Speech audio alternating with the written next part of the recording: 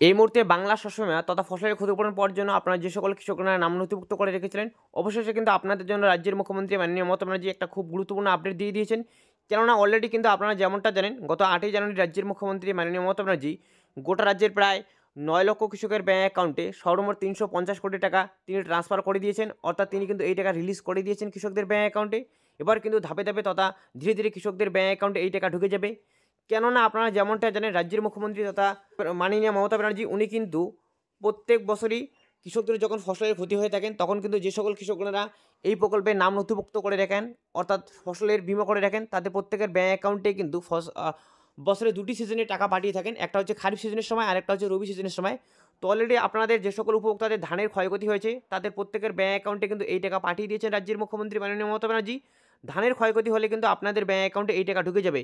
যেমনটা আপনারা জানেন, গত 8ই জানুয়ারি রাজ্যের মুখ্যমন্ত্রী মাননীয় মমতা ব্যানার্জি গোটা রাজ্যের প্রায় 9 লক্ষ কৃষকের ব্যাঙ্ক অ্যাকাউন্টে এই টাকা ট্রান্সফার করে দিয়েছেন। সর্বমোট 350 কোটি টাকা ট্রান্সফার করে দেওয়া হয়েছে।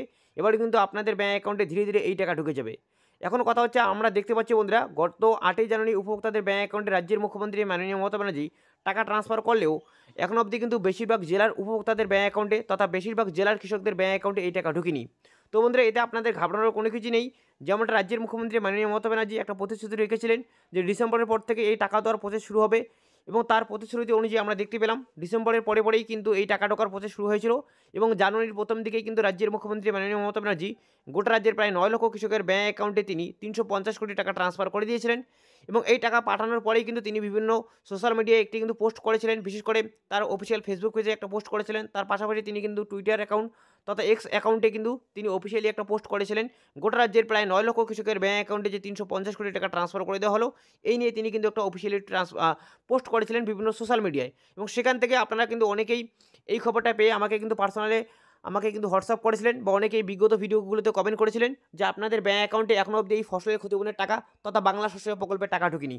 তো দেখুন বন্ধুরা, আপনাদের যে সকল উপভোক্তাদের ব্যাঙ্ক অ্যাকাউন্টে এখনও অবধি ফসলের ক্ষতিপূরণের টাকা ঢুকেনি, তাদের কিন্তু ঘাবড়ানোর কোনো কিছু নেই। কেননা আমরা দেখেছিলাম, বিশেষ করে আমরা কৃষক বন্ধু প্রকল্পের ক্ষেত্রে দেখি, যখন রাজ্যের মুখ্যমন্ত্রী মাননীয় মমতা ব্যানার্জি কৃষকদের ব্যাঙ্ক অ্যাকাউন্টে এই যে প্রকল্পের টাকা ছেড়ে দেন, অর্থাৎ রিমোটের বাটন প্রেস করে যখন রাজ্যের মুখ্যমন্ত্রী মাননীয় মমতা ব্যানার্জি কৃষকদের ব্যাঙ্ক অ্যাকাউন্টে এই টাকা রিলিজ করে দেন, তারপরেই কিন্তু সেদিনেই যে সকল ব্যাঙ্ক অ্যাকাউন্টে সকল কৃষকের ব্যাঙ্ক অ্যাকাউন্টে টাকা ঢুকে যায় তেমনটা কিন্তু একদমই না। কেননা আমরা দেখতে পাই, কোনো প্রকল্পের টাকা যখন ট্রান্সফার করা হয়, তারপরে কিন্তু ধীরে ধীরে ধাপে ধাপে 1 সপ্তাহ থেকে শুরু করে 10 দিনের মধ্যে সকল উপভোক্তাদের ব্যাঙ্ক অ্যাকাউন্টে এই টাকা ঢুকে যায়। তাই বন্ধুরা, এই বাংলা শস্য বীমা প্রকল্পের ক্ষেত্রেও কিন্তু কোনো রকম ব্যতিক্রম ঘটবে না।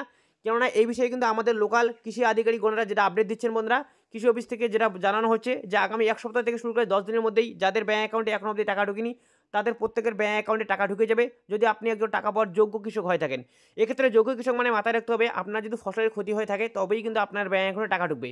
এবার কথা হচ্ছে বন্ধুরা, আপনি টাকা পাবেন কিনা, এর জন্য অবশ্যই আপনাকে অফিসিয়াল পেজ থেকে কিন্তু বাজাজ এলিয়েন্সের অফিসিয়াল পেজ থেকে আপনাকে স্ট্যাটাস চেক করে দেখতে হবে। যদি আপনার স্ট্যাটাসে ক্লেম ডিটেলসের ঘরে যদি আপনার নির্দিষ্ট অঙ্কের টাকা শো হয়, তাহলে কিন্তু আপনার ব্যাঙ্ক অ্যাকাউন্টে টাকা ঢুকবে। আদারওয়াইজ আপনাদের যদি ক্লেম ডিটেলসের ঘরে এখনও অবধি রিপোর্ট নট জেনারেটেড ইয়েট এমন লেখা দেখায়, তাহলে কিন্তু আপনাকে বুঝতে হবে আপনি এই ফসলের ক্ষতিপূরণের টাকা পাওয়ার জন্য যোগ্য নন। এবার কথা হচ্ছে, আপনি যোগ্য কিনা সেটা কিন্তু সম্পূর্ণটাই দেখা হবে আপনার ফসলের ক্ষতি হয়েছে কিনা। যে সকল কৃষকদের ফসলের ক্ষতি হবে বন্ধুরা, তাদের কিন্তু সম্পূর্ণটাই স্যাটেলাইটের মাধ্যমে দেখা হবে যে কোন কোন এলাকায় কী পরিমাণে ফসলের ক্ষতি হয়েছে। যে সমস্ত এলাকায় ফসলের ক্ষতি বেশি হবে, সেই সকল এলাকার কৃষকদের ব্যাঙ্ক অ্যাকাউন্টে কিন্তু আগে টাকা ঢুকে যাবে। তবে প্রত্যেকের যাদের যোগ্য উপভোক্তারা রয়েছেন তথা যাদের ফসলের ক্ষতি হয়েছে সত্যিকারে, তাদের প্রত্যেকের ব্যাঙ্ক অ্যাকাউন্টে কিন্তু এই টাকা ঢুকে যাবে। তো আশা করি বন্ধুরা বুঝতে পেরেছেন। তো আপনি ইতিমধ্যেই ফসলের ক্ষতিপূরণের টাকা ব্যাঙ্ক অ্যাকাউন্টে পেয়েছেন কিনা সেটা অবশ্যই কমেন্ট করে জানিয়ে দেবেন। এবং আপনার অ্যাকাউন্টে এখনও অবধি ফসলের ক্ষতিপূরণের টাকা না ঢুকলে আপনি অবশ্যই জেলার নাম সহ কমেন্ট করতে ভুলবেন না।